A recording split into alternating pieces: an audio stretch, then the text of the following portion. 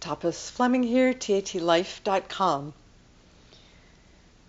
One of the things we do in the TAT process is something called having a silent conversation. So what we do is we do the TAT pose and we just allow whoever comes up about whatever it is we're working on, say it was a heartbreak. So you just allow whoever it is to come to mind while you're in the pose and allow whatever's there to be expressed, to silently be expressed to them without trying to change it in any way, without trying to be polite, without trying to not hurt their feelings. You just allow it to be expressed. And sometimes in that, it's actually an interchange where you'll be hearing things from them. Sometimes it's that way, sometimes it's not. You can also use this process of a silent conversation not just related to a trauma or something bad that happened. You can do it if you want to talk to God, if you want more contact with your higher self. You can do the pose and be in conversation.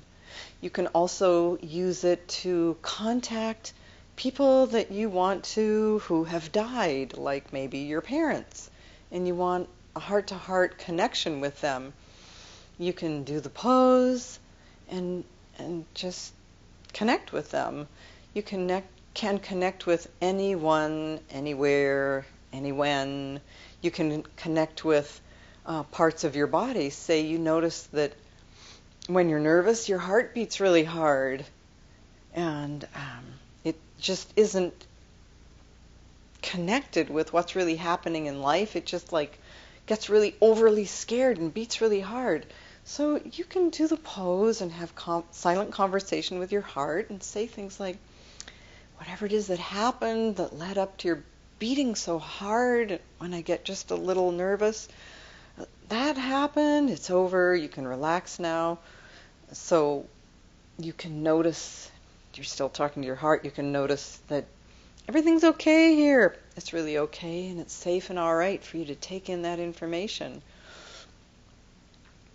You can talk to parts of your body that feel somehow isolated, that you just have the sense like they're not as lively as the rest of you. So you can say things to them while you're in the pose like, hey, whatever happened so that you're kind of on your own over there, I just want to let you know I love you, I appreciate you, and you can fully participate in this whole body and communicate what you want and need. So just as another thought for you, one of the underlying principles of what happens when parts of our body, parts of our being go through any traumatic or stressful or really distressing event, those parts get isolated. So you can do the pose and have silent conversation, just inviting them to be in the here and now and telling them you love them and appreciate them like that.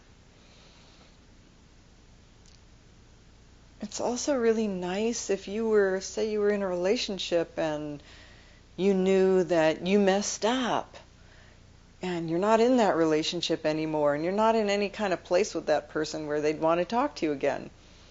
You can do the pose and have silent conversation with them and say, hey, I'm really sorry for who I was, what I was conscious of in my life situation. That was actually the best I could do at the time. Or the other way around. You can tell people that you wouldn't really want to talk to now, but you've gained a compassionate heart. Hey, I really understand. That was the best you could do at the time. Or that was the best we could do with each other at the time. We were young and, we both had messed up childhoods and that's how it was. And I really love you and wish you all the best. The thing about silent conversation is it's just a time to be in the pose, have your attention on whoever, and allow whatever's real to emerge And that's it. You're not trying to make anything happen. You're just allowing what's there to occur. Okay, there you go. Thanks for listening, and see you next time.